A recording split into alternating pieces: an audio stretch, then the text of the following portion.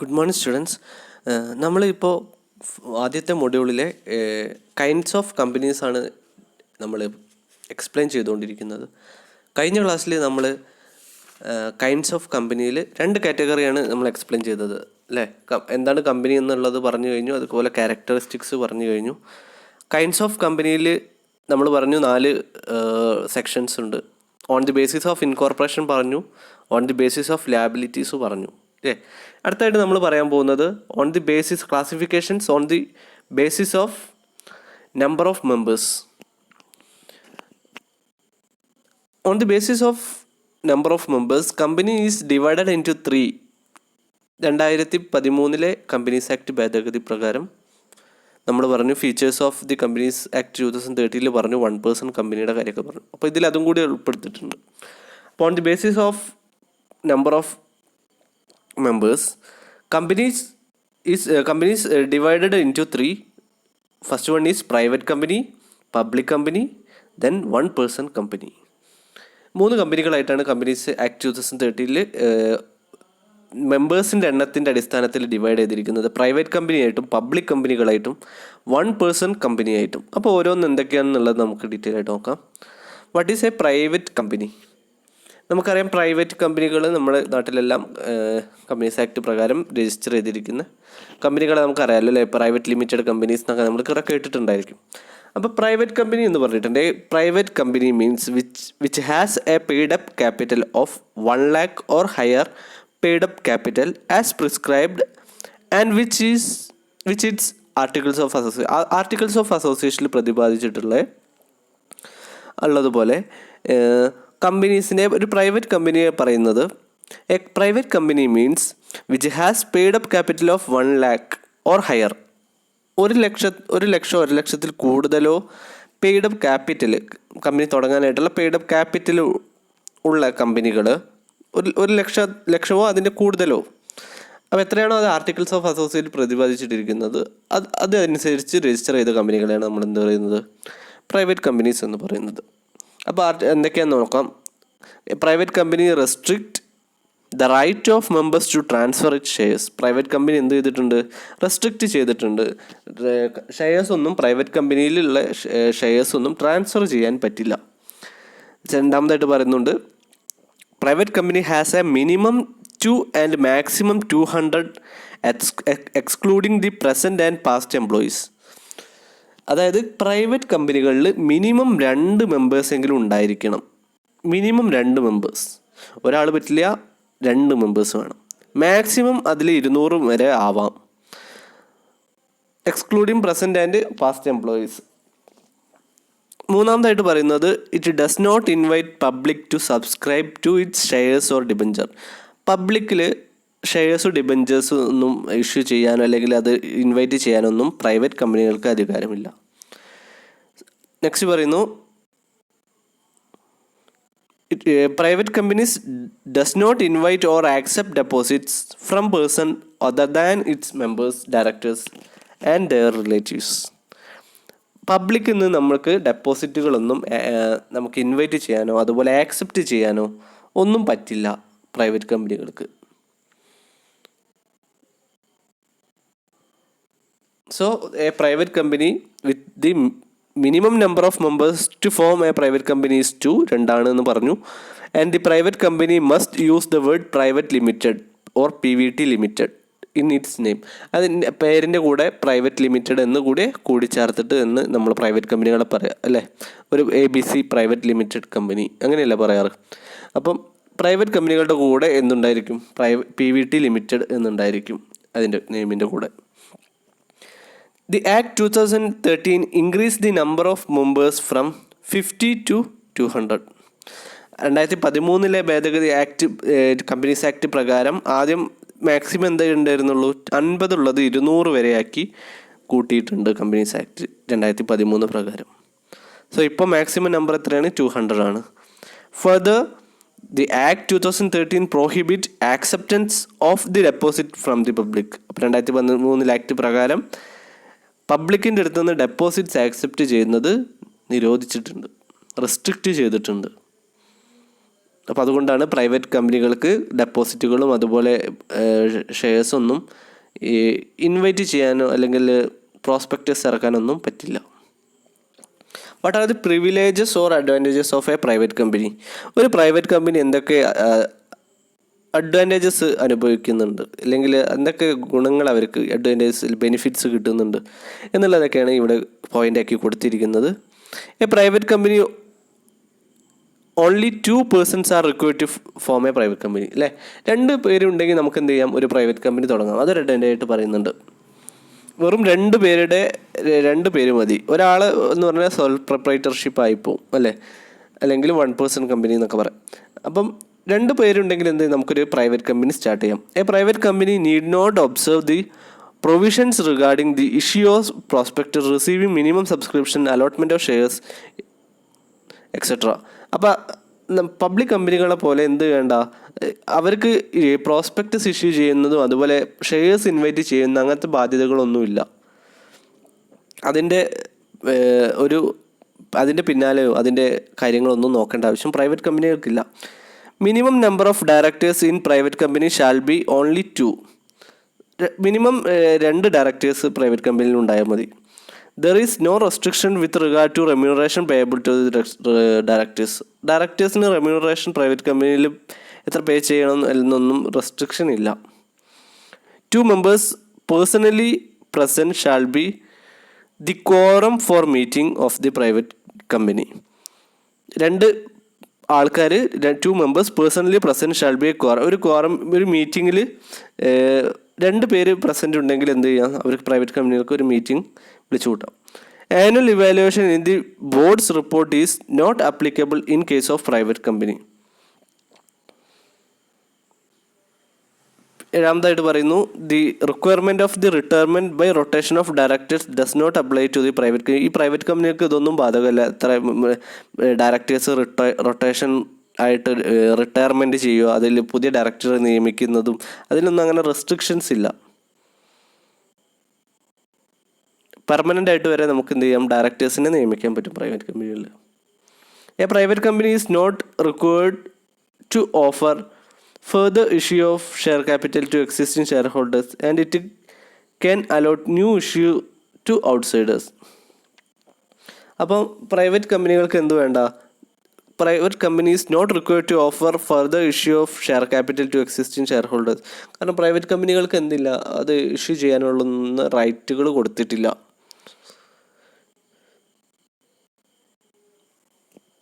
വേണമെങ്കിൽ എന്ത് ചെയ്യാം, ഔട്ട്സൈഡേഴ്സിന് നമുക്ക് പുതിയ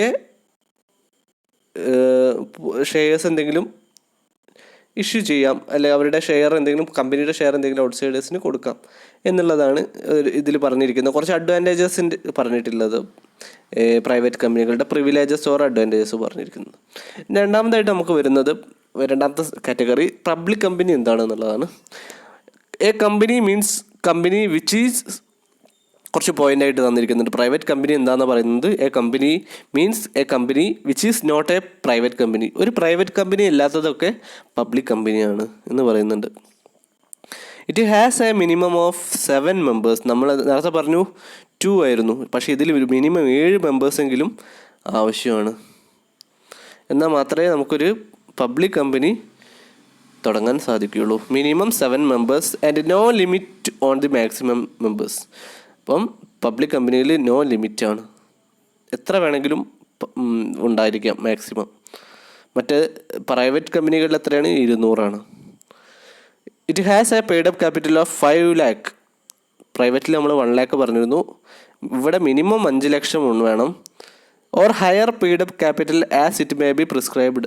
അതിൻ്റെ ആർട്ടിക്കിൾസിലൊക്കെ പറഞ്ഞതുപോലെ എത്രയാണോ അതിൻ്റെ പെയ്ഡ് അപ്പ് ക്യാപിറ്റലിലൊക്കെ പ്രതിപാദിച്ചിരിക്കുന്നത്, അതൊക്കെ മിനിമം എത്ര വേണം, 5 lakh വേണം. And has no restriction on transfer of securities. Private കമ്പനികളിൽ എന്താണ്, റെസ്ട്രിക്ഷൻ ഉണ്ട്, പക്ഷേ ഇവിടെ there is no restriction on transfer of securities. Shares ഒക്കെ ആർക്ക് വേണമെങ്കിലും ട്രാൻസ്ഫർ ഫ്രീലി ചെയ്യാം. A private company is a subsidiary of public company. ഒരു പ്രൈവറ്റ് കമ്പനി എന്ന് പറയുന്നത് എന്തായിരിക്കും, which is a subsidiary of a public company. ഒരു പബ്ലിക് കമ്പനിയുടെ സബ്സിഡറി ആയിട്ട് വേണമെങ്കിൽ പ്രൈവറ്റ് കമ്പനി ഉണ്ടാവാം. അപ്പോൾ പബ്ലിക് കമ്പനിയിൽ എന്തൊക്കെ ഉണ്ടാവും? ഇറ്റ് ഈസ് നമ്മൾ പറഞ്ഞു 7 മെമ്പേഴ്സ് വേണം മിനിമം. അത് തുടങ്ങണമെങ്കിൽ 5 ലക്ഷം ക്യാപിറ്റൽ ഉണ്ടായിരിക്കണം. ഷെയർസ് ട്രാൻസ്ഫർ ചെയ്യാനൊന്നും ബുദ്ധിമുട്ടില്ല. So in a public company there is no restriction to the number of shareholders അല്ലേ? എത്ര വേണമെങ്കിലും there is no limit. നമുക്ക് പ്രൈവറ്റിൽ പറഞ്ഞു അതിൽ 200 പക്ഷേ ഇവിടെ എന്താണ്? there is no restriction to the number of shareholders. എത്ര മെമ്പേഴ്സ് വേണമെങ്കിലും ഒരു കമ്പനിയിൽ ആവാം. And can invite the public to subscribe it shares. Private കമ്പനികളിൽ എന്ത് ചെയ്യാം? ഈ പബ്ലിക്കിനെ ഇൻവൈറ്റ് ചെയ്യാം, അവരുടെ ഷെയർസ് വാങ്ങാനും ഷെയർ ഹോൾഡേഴ്സ് ആവാനൊക്കെ ഇൻവൈറ്റ് ചെയ്യാം. And the share are freely transferable. Shares എല്ലാം ഫ്രീ ആയിട്ട് എന്ത് ചെയ്യാം? ആർക്ക് വേണമെങ്കിലും എപ്പോൾ വേണമെങ്കിലും ട്രാൻസ്ഫർ ചെയ്യാവുന്നതാണ്. But a minimum 7 person are required to form a public company. As per companies act 2015 amendment വന്നാണ്. 2013 ശേഷം 2015 അമെൻമെൻറ്റിൽ വന്നതിൽ the minimum paid up of share capital is required 5 lakh. 5 ലക്ഷം മിനിമം പെയ്ഡപ്പ് ആക്കിയിട്ടും മാറ്റിയിട്ടുണ്ട് 2015 അമെൻമെൻറ്റിൽ വന്നതിൽ. Four forming a public company has been done away with no minimum paid up capital required will now apply for incorporating the public companies in India. അപ്പോൾ minimum 5 ലക്ഷം രൂപയുടെ public capital ഉണ്ടായിരിക്കണം ഒരു public company തുടങ്ങണമെങ്കിൽ. The Companies Act 2013 required all companies to file the following additional declaration with the registrar of the companies prior to commencement of the business or exercising any borrowing power. അപ്പോൾ Companies act 2013 എന്ത് പറയുന്നുണ്ട്? Required all companies to file the following additional declaration.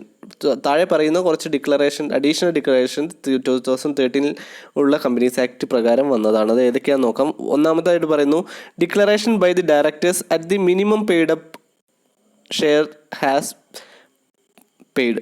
അതായത് declaration by the director എത്ര minimum directors എന്ത് വേണം? ഒരു shares subscribe ചെയ്യേണ്ട ഇതുണ്ട്. അത് എന്ത് ചെയ്യണം? ഡയറക്ടേഴ്സ് സബ്സ്ക്രൈബ് ചെയ്യേണ്ടത് എന്ത് ചെയ്യണം? ഡിക്ലെയർ ചെയ്തിരിക്കണം. രണ്ടാമതായിട്ട് ഇവിടെ പറയുന്നുണ്ട്, 2 എന്ന് ഇവിടെ ഇട്ടിട്ടുണ്ട്.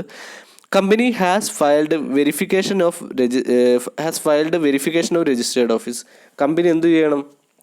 Company has to be filed verification of company register ചെയ്തിട്ടുള്ളത് രജിസ്റ്റർ ഓഫീസിൽ എന്ത് ചെയ്യണം? രജിസ്റ്റർ ചെയ്തിരിക്കണം. വെരിഫിക്കേഷൻ ചെയ്തിട്ട് അത് രജിസ്റ്റർ ഓഫീസിൽ ചെയ്തിരിക്കണം. രജിസ്റ്റർ ഓഫീസ് വഴി എന്ത് ചെയ്യണം? Companies verification പൂർത്തിയാക്കിയിരിക്കണം.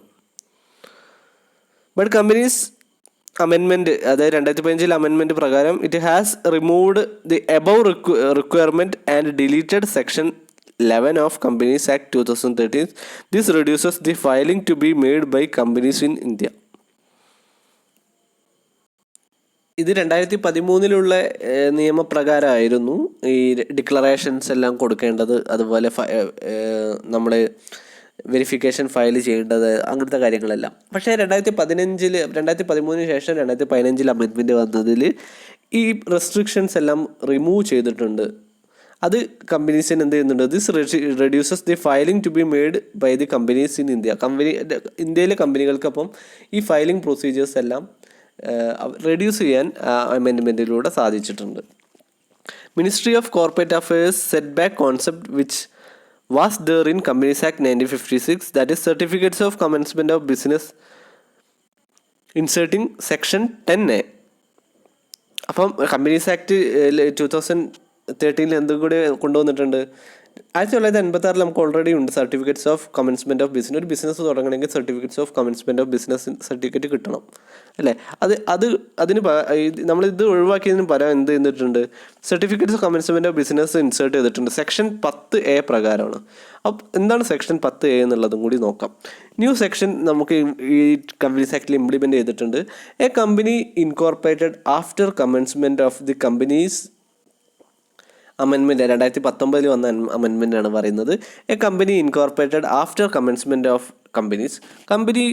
നമുക്കറിയാം, ഒരു കമ്പനി തുടങ്ങണമെങ്കിൽ അതിൻ്റെ ഇൻകോർപ്പറേഷൻ പൂർത്തിയാക്കിയിരിക്കണം. ഇൻകോർപ്പറേഷൻ പ്രൊസീജിയേഴ്സ് എല്ലാം പൂർത്തിയാക്കി കഴിഞ്ഞാൽ നമുക്ക് സർട്ടിഫിക്കറ്റ്സ് ഓഫ് ഇൻകോർപ്പറേഷൻ എന്ന് പറഞ്ഞിട്ടുള്ള ഒരു സർട്ടിഫിക്കറ്റ് കിട്ടും. അതായത് കമ്പനി തുടങ്ങാനുള്ള ഒരു സർട്ടിഫിക്കറ്റ് കിട്ടും രജിസ്ട്രാർ അടുത്ത്. അത് കിട്ടിയാൽ മാത്രമേ നമുക്ക് തുടങ്ങാൻ പറ്റുള്ളൂ. അല്ലേ?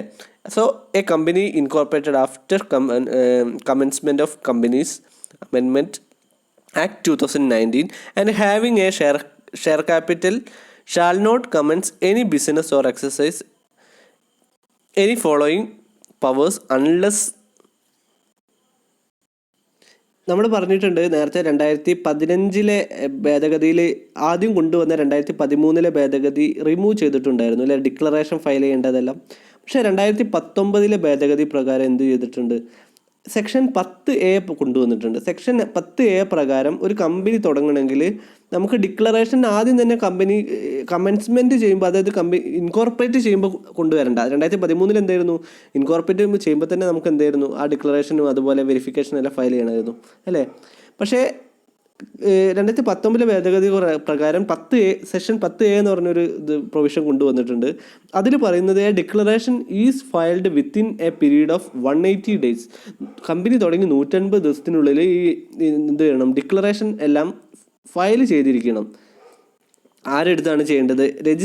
കമ്പനീസിൻ്റെ രജിസ്ട്രാർഡ് അടുത്താണ് ഈ ഡിക്ലറേഷൻ എല്ലാം ഫയൽ ചെയ്യേണ്ടത്. So every subscriber to the memorandum has paid the value of share agreed and taken by him the date of making such declaration. അതായത് എല്ലാ സബ്സ്ക്രൈബേഴ്സും മെമ്മോറാണ്ടം പ്രകാരം എത്ര ഷെയർസ് വാങ്ങിയിട്ടുണ്ട് അത് അവർ അഗ്രി ചെയ്തിട്ടുള്ളതെല്ലാം ഡിക്ലെയർ ചെയ്തിട്ട് എന്ത് ചെയ്യണം? കമ്പനീസിൽ രജിസ്ട്രാർഡ് എടുത്ത് അത് ഡിക്ലറേഷൻ ഫയൽ ചെയ്യേണ്ട ആവശ്യമുണ്ട്. അത് 180 ദിവസം, കമ്പനീസ് തുടങ്ങി 180 ദിവസത്തിനുള്ളിൽ ഫയൽ ചെയ്യണം. രണ്ടാമത്തെ, company has to be filed registrar a verification of its registered office. Verification of its registered office as provided in the subsection 2 of section 12. അപ്പോൾ കമ്പനി എന്ത് ചെയ്യണം? നമ്മൾ നേരത്തെ പറഞ്ഞിരിക്കുന്ന പ്രൊവിഷൻസ് 2019 പിന്നെയും കൊണ്ടുവന്നിട്ടുണ്ട്. The company has to be filed registrar a verification of registered office. Registered ഓഫീസിൻ്റെ രജിസ്ട്രാർഡ് എടുത്ത് വെരിഫിക്കേഷൻ ഓഫ് രജിസ്റ്റേർഡ് ഓഫീസ് എന്ത് ചെയ്തിരിക്കണം? അവർ ഫയൽ ചെയ്തിരിക്കണം. അത് സബ്സെക്ഷൻ 12 സബ്സെക്ഷൻ 2 പറയുന്നുണ്ട് എന്നാണ് പറയുന്നത്. So a company has to be filed with registrar a verification of its registered office. ആ കമ്പനിയുടെ രജിസ്റ്റേർഡ് ഓഫീസിൻ്റെ വെരിഫിക്കേഷൻ ഡോക്യുമെൻറ്റ്സ് എല്ലാം എന്ത് ചെയ്തിരിക്കണം? ഫയൽ ചെയ്തിരിക്കണം രജിസ്ട്രാർഡ് എടുത്തുനിന്ന്. അപ്പോൾ എവിടെയാണ് കമ്പനി നിലനിൽക്കുന്നത്? ആ ഏരിയയിലായിരിക്കും അതിൻ്റെ രജിസ്റ്റേർഡ് ഓഫീസ് ഉണ്ടാവുക. അപ്പോൾ അത് രജിസ്ട്രാർഡ് എടുത്ത് എന്ത് ചെയ്തിരിക്കണം? ഫയൽ ചെയ്തിരിക്കണം. അതുപോലെ ഡിക്ലറേഷൻ, കമ്പനിയിൽ എത്ര ഷെയർസ് ആരൊക്കെ വാങ്ങിയിട്ടുണ്ട് അതിൻ്റെ ഇതെല്ലാം ഡിക്ലെയർ ചെയ്തിരിക്കണം. 180 ദിവസത്തിനുള്ളിൽ അത് പുതിയ സെക്ഷൻ 10A പ്രകാരം അത് ഡിക്ലെയർ ചെയ്യും വേണം എന്നാണ് ഇതിൽ പറയുന്നത്. സോ അടുത്തതായിട്ട് പറയുന്നത് 1 പേഴ്സൺ കമ്പനിയാണ് അല്ലേ, ഒറ്റയാൻ കമ്പനി എന്നൊക്കെ പറയാം. 1 പേഴ്സൺ കമ്പനി, അതാണ് പുതിയ കോൺസെപ്റ്റ് വന്നിരിക്കുന്നത്. 2013 ഭേദഗതി പ്രകാരം കമ്പനീസ് ആക്ട് 2013 പ്രകാരം വന്നതാണ് ഈ 1 പേഴ്സൺ കമ്പനി എന്ന് പറയുന്നത്. ഇതിപ്പോൾ companies act 2013 completely revolutionised corporate laws in India by introducing several new concepts that did not exist previously. 2013 ഭേദഗതി പ്രകാരം ഒരു വിപ്ലവകരമായിട്ടുള്ള എന്ത് കൊണ്ടുവന്നിട്ടുണ്ട്? കോർപ്പറേറ്റ് ലോ ഇന്ത്യയിൽ ഇൻട്രൊഡ്യൂസ് ചെയ്തിട്ടുണ്ട്. അപ്പോൾ പല ചേഞ്ചസും 2013 കമ്പനീസ് ആക്ട് പ്രകാരം വന്നിട്ടുണ്ട്. പുതിയ കോൺസെപ്റ്റുകൾ, അതുപോലെ പഴയ കോൺസെപ്റ്റുകൾ മോഡിഫൈ ചെയ്തു, അതുപോലെ കാലഹരണപ്പെട്ടതെല്ലാം ഒഴിവാക്കി. അങ്ങനെ കുറേ പ്രൊവിഷൻസ് 2013 കൊണ്ടുവന്നിട്ടുണ്ട്. അതിലൊന്നാണ് നമുക്ക് പറയുന്ന ഈ 1 പേഴ്സൺ കമ്പനി എന്ന് പറയുന്ന പുതിയൊരു concept. On such game challenger was introduction of the 1 person company concept. അപ്പോൾ അതിലൂടെയുള്ള ഒരു എന്താ പറയുക, ഒരു ഗെയിം ചലഞ്ചിങ് ഒരു ഇൻട്രൊഡക്ഷൻ ആയിരുന്നു 1 പേഴ്സൺ കമ്പനി എന്ന് പറയുന്ന ഈ പുതിയൊരു concept. This led to recognition of completely new way to starting business that accorded flexibility with a company form of entity can offer while also providing the protection of limited liability that sole proprietorship or partnership lacked. അപ്പം ഇത് പറഞ്ഞിരിക്കുന്നത് this lead to a recognition of a companies new way to start a business. പുതിയൊരു business idea, അതിൽ business തുടങ്ങാനുള്ളൊരു പുതിയൊരു modernised ആയിട്ടുള്ളൊരു രീതിയാണ് 1 person company എന്ന് പറയുന്നത്. അപ്പോൾ അത് എന്തൊക്കെയാണെന്നുള്ളത് നമുക്ക് ഡീറ്റെയിൽ ആയിട്ട് നോക്കാം. ഇതിലുള്ള പല ഫീച്ചേഴ്സും പാർട്ട്ണർഷിപ്പും അതുപോലെ പ്രൊപ്പറേറ്റർഷിപ്പും ഒക്കെ ലാക്ക് ചെയ്തിട്ടുള്ള, അതായത് അതിൽ ഇല്ലാത്തൊരു ഫീച്ചേഴ്സ് എല്ലാം ഉൾക്കൊള്ളിച്ചിട്ടാണ് 1% കമ്പനി എന്നൊരു പുതിയ കോൺസെപ്റ്റ് ബിസിനസ്സുകൾ തുടങ്ങാൻ വേണ്ടിയിട്ട് കമ്പനീസ് ആക്ടിൽ കൊണ്ടുവന്നിരിക്കുന്നത്. അപ്പോൾ എന്താണ് 1% കമ്പനി എന്നുള്ളത് നമുക്ക് ഡീറ്റെയിൽ ആയിട്ട് നോക്കാം.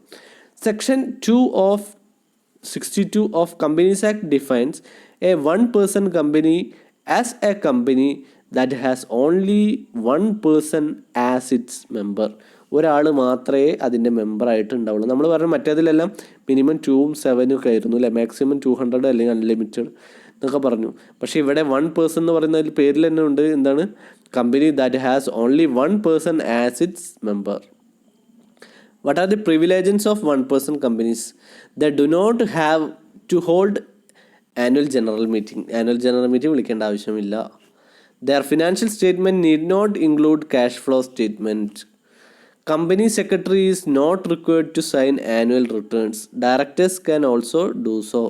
കമ്പനി സെക്രട്ടറി എന്ത് ചെയ്യേണ്ട ആവശ്യമില്ല. There is not required to sign annual return. Annual returns ഒന്നും കമ്പനി സെക്രട്ടറി സൈൻ ചെയ്യേണ്ട ആവശ്യമില്ല, ഡയറക്ടർക്ക് തന്നെ ചെയ്യാം. Provisions related to independent directors do not apply to the. Independent directors ഒന്നും 1% കമ്പനിയിൽ ആവശ്യമില്ല. The articles can provide for additional ground for vacation of directors office. Several provision related to meeting and quorum do not apply to dum.